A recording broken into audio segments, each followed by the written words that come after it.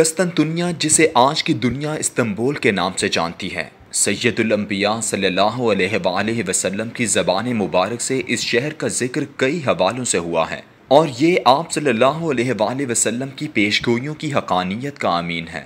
یہ شہر آپ کی پیشگوئیوں کے مطابق 1453 میں فتح ہوا، لیکن اس عظیم شہر کے بارے میں باقی تمام احادیث اس بڑی جنگ ملحمۃ الکبریٰ سے متعلق ہیں، جس میں یہ شہر ایک بار پھر مسلمانوں کے ہاتھ سے نکل جائے گا، اور سیدنا امام مہدی کی فتوحات میں فتح ہونے والا آخری شہر یہی ہوگا۔ یہ قسطنطنیہ، جو اس وقت استنبول کہلاتا ہے، اس کی ایک عمارت آیا صوفیہ گزشتہ 2000 سال سے تاریخ کے لاتعداد مناظر دیکھ چکی ہے۔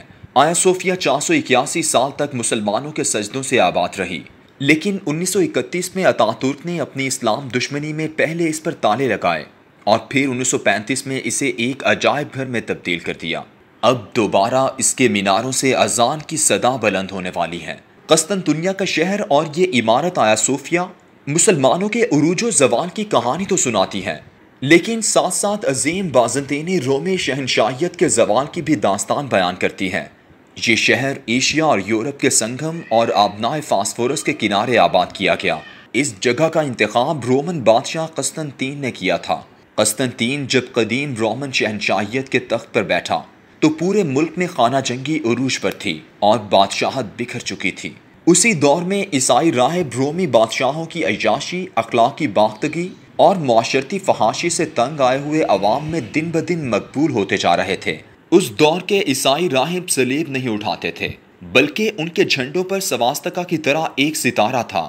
قسطنطین کی افواج اس خانہ جنگی میں پے در پے شکست کھا رہی تھیں کہ میلان کے مقام پر اس نے ایک دم یہ اعلان کیا کہ اس نے رات کو خواب میں آسمان پر عیسائیت کا نشان چمکتا ہوا دیکھا ہے، جس کی تعبیر کے نتیجے میں اس نے عیسائیت قبول کر لی اور ہتھیاروں پر برکت کے طور پر عیسائیت کا نشان بھی کندہ کرنے کا حکم دیا۔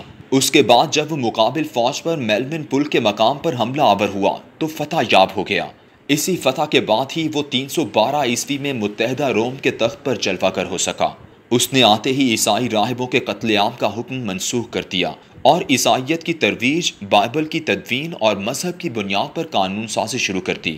اس کی والدہ ہیلن نے ایک راہبہ کی حیثیت سے خود کو عیسائیت کے لیے وقف کر دیا، لیکن رومی سیاست کی وجہ سے اعلان نہ کر پائی تو قسطنطین نے اسے بہت سا سرمایہ اور سپاہی دے کر فلسطین بھیج دیا تاکہ وہ وہاں جا کر سیدنا عیسیٰ علیہ السلام کی جائے پیدائش پر ایک گرجا گھر تعمیر کرے۔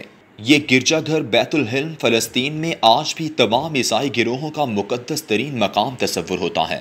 قسطنطین نے قدیم روم کی بجائے آبنائے فاسفورس کے کنارے اس علاقے کو 2324 عیسوی میں اپنے دارالحکومت کے طور پر منتخب کیا۔ یہ دراصل یونانیوں کا آباد کیا ہوا شہر بیزنطینم تھا۔ یہی وجہ ہے کہ اس شہر سے حکمرانی کرنے والے رومن بادشاہوں کو بیزنطینی حکمران کہا جاتا ہے۔ رومن بادشاہت اب 2 حصوں میں تقسیم ہو گئی اور اس کے ساتھ عیسائیت بھی 2 حصوں میں بٹ گئی۔ ایک بیزنطینی جن کا دارالحکومت قسطنطنیہ تھا اور ان کا مذہب آرتھوڈاکس عیسائیت تھی، جبکہ دوسری بادشاہت کا مرکز روم تھا جس کا مذہب کیتھولک عیسائیت تھی۔ بیزنطینی بادشاہت کا پہلا اہم ترین بادشاہ جسٹینین اول تھا۔ اس نے 532 عیسوی میں آرتھوڈاکس چرچ کے مرکز کے طور پر یہ عمارت آیا صوفیہ تعمیر کرنے کا حکم دیا، جو 537 عیسوی میں مکمل ہوئی۔ جسٹینین جب تکمیل کے بعد اسے دیکھنے کے لیے اندر داخل ہوا تو اس کی شان و شوکت دیکھ کر حیران رہ گیا، جس پر اس نے غرور سے کہا، سلیمان، میں تم پر سبقت لے گیا۔ اس کا اشارہ حضرت سلیمان علیہ السلام کی طرف تھا، جنہوں نے بیت المقدس تعمیر کیا تھا۔ آرتھوڈاکس عیسائیت کے مرکز کے طور پر یہ عمارت تقریباً 900 سال رہی۔ خلافت عثمانیہ کے سلطان محمد فاتح نے 1453 میں قسطنطنیہ فتح کیا تو شہر کی عیسائی آبادی اس عمارت میں گھس گئی۔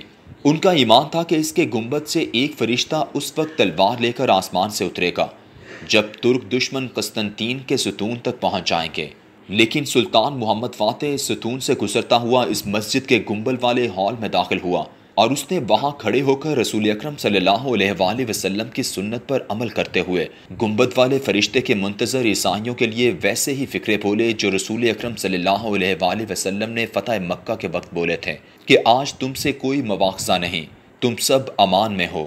آیا صوفیہ میں موجود عیسائی خاندان جو اپنی موت اپنے سامنے دیکھ رہے تھے، سلطان کے اس اعلان پر پھوٹ پھوٹ کر رونے لگ گئے۔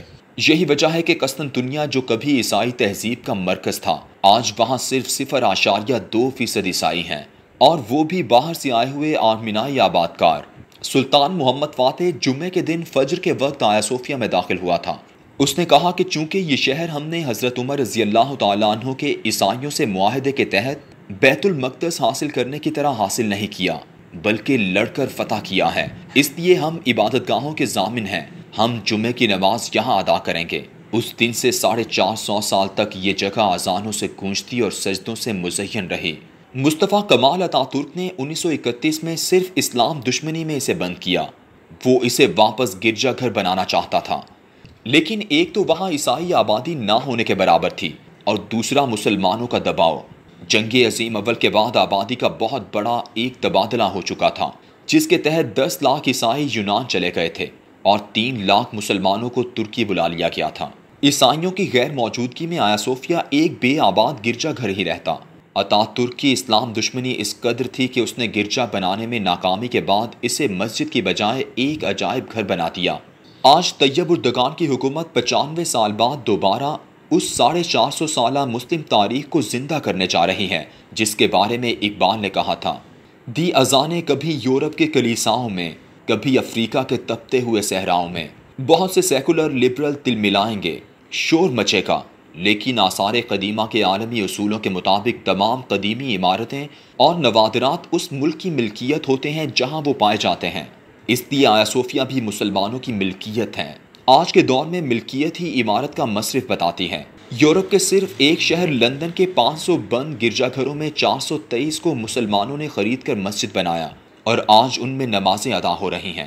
یہ تو باہم رضامندی سے ہوا، لیکن اسپین سے جب مسلمانوں کو زبردستی نکالا گیا تو وہاں کی 3000 مساجد کو گرجا گھر بنا دیا گیا۔